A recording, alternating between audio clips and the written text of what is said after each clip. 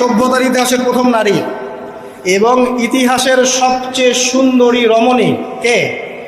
হাওয়া আলাইহিস সালাম। আরেকজন আছেন সবচেয়ে সুন্দরী রমণী কে? কে বলতে পারবেন?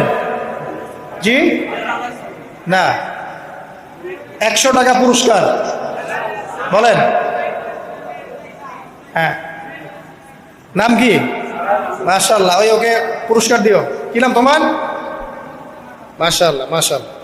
দ্বিতীয় সুন্দরী রমণী, দুজন রমণীকে বলা হয় পৃথিবীর সবচেয়ে সুন্দরী রমণী। আপনি যাদেরকে দেখে সিডিউস হচ্ছেন, যদিও এদেরকে দেখে সিডিউস হওয়ার কিছু নাই, কারণ এরা তো সুন্দর না, কোনো দিক থেকে সুন্দর না, না পোশাকের দিক থেকে, না চেহারার দিক থেকে, না ফিজিক্যাল স্ট্রাকচারের দিক থেকে। এদেরকে দেখে তো পাগলও সিডিউস হবে না।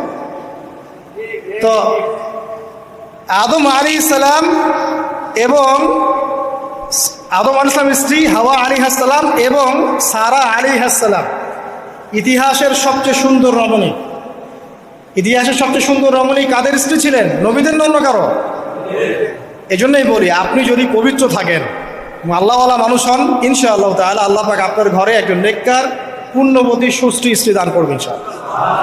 আপনি যদি এইসব অশ্লীলতার গোলক ধাঁধায় পড়ে নিজের ঈমান হারিয়ে ফেলেন, চরিত্র হারিয়ে ফেলেন, সম্ভাবনা খুবই কম যে আপনি একজন দিনদার মেয়ে পাবেন।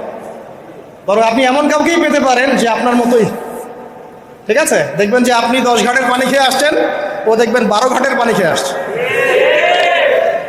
আল্লাহ পাক আমাদের যুব সমাজকে হেফাজত করুন, আমিন।